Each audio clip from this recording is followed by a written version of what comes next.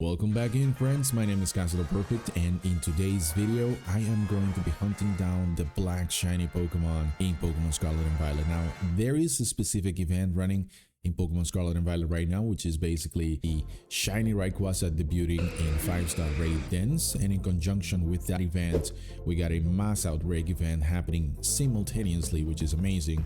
And this event causes mass outbreaks of Cetoddles in the Paldea region, Carbink in the Kitakami region, and Fraxure in the Terarium. So basically, in order to have access to all these three different Pokemon in their black shiny form, you'll definitely have to have the deal game.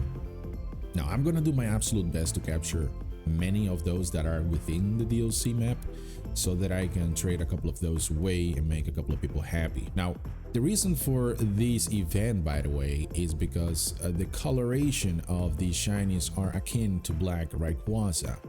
So it's a nice farewell to 2024. You also have mass outbreaks happening for Cetoddle right there. I already have my marker down and I already see all of them. Now for the event details, I would like to tell you guys that there is a 0.5% shiny rate. So that's basically an increased shiny odds for all these mass outbreaks. Now there are different methods that you can use to find the shiny Pokemon as fast as you possibly can. Those of course are just staying where the event is happening and taking down every single Pokemon so that you maximize your shiny odds.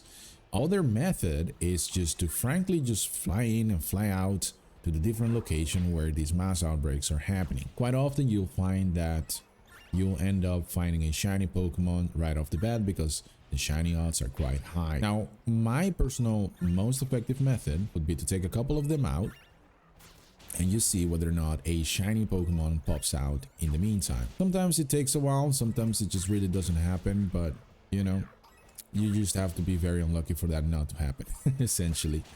Now there are a couple of things that we would love these Pokemon to have. The reason why I'm also in the desert right now is because in the desert you can get certain specific marks, and these marks are intertwined with the sandstorm or the environment where these Pokemon are found. You'll see hopefully anytime soon, as soon as a shiny Pokemon pops out, that they will have a mark that is you know, usually found only in sandstorms, you know.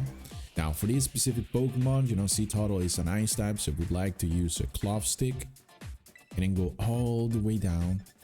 And in this specific case I would like to choose a spicy Herba Mystica and a I think it was a sour Herba Mystica. Yes, when you combine them you actually end up getting the exact same stats, or I would say buffs, as I just mentioned. So you get tidal power, you'll get most likely a mark, hopefully, well at least an increased chance of it. Then you got the teensy power for ice as well, so meaning that most of the Pokemon that you will be encountering will be smaller. And the sparkling power level 3 is of course an augmentation of the already heightened shiny chance that we have for this event. Now like I said before, you can do a couple of things here. You can either beat down every single Pokemon that you see with the overworld battle mechanics like this by pressing the R button and sending out your Pokemon to auto battle whatever is outside or the specific Pokemon for this event. You can do that, yes, absolutely.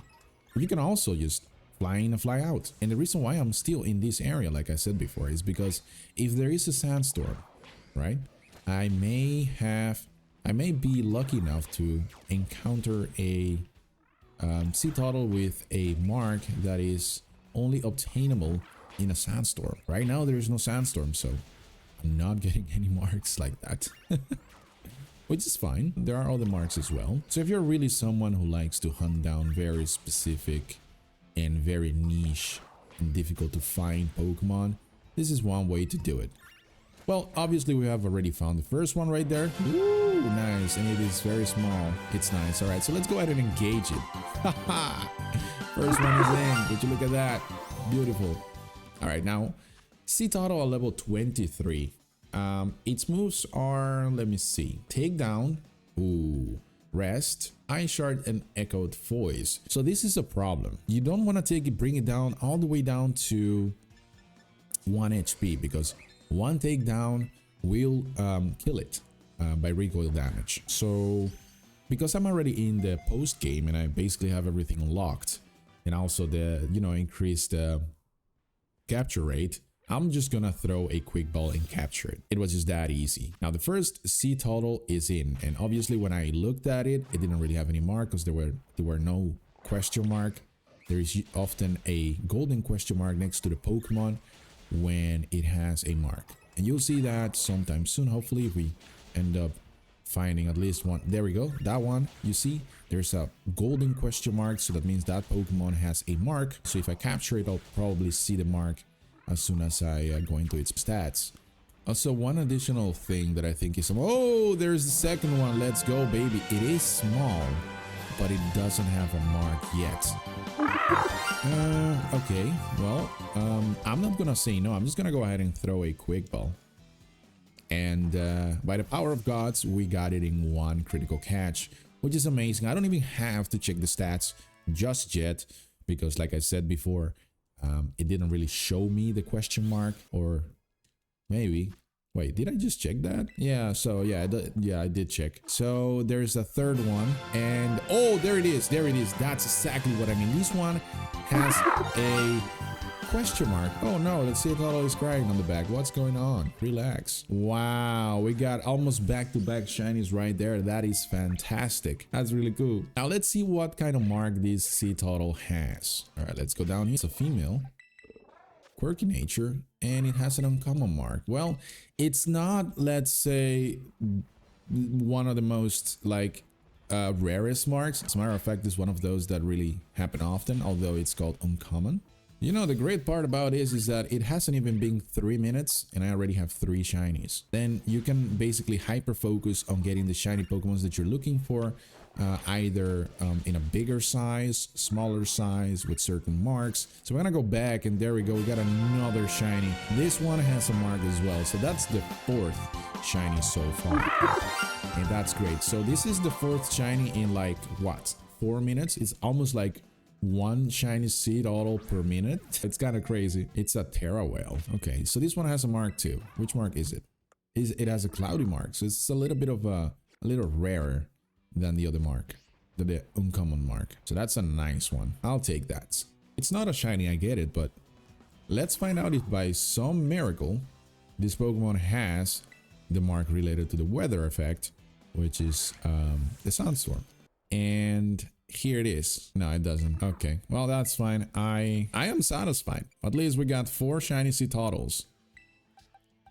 The first one being a level 24 male Cetoddle with relaxed nature. Then we got a 25 male shiny Cetoddle with gentle nature and proud of its power. Then we have a female level 25 shiny Cetoddle with a quirky nature and a uncommon mark. Not bad. And lastly, we have another female shiny Cetoddle at level 22 with quiet nature and a cloudy mark. That is not bad. Not bad at all. Now, of course, we have to make some evolutions happen.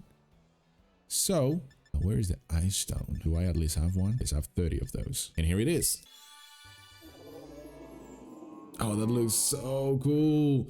Shiny Cetitan, bro. Wow. I love this shiny, man. That's crazy cool. Would you look at this? Oh, yes, it's up there with my top shiny Pokemons. Like, what the hell? This one looks so good. On to the next hunt.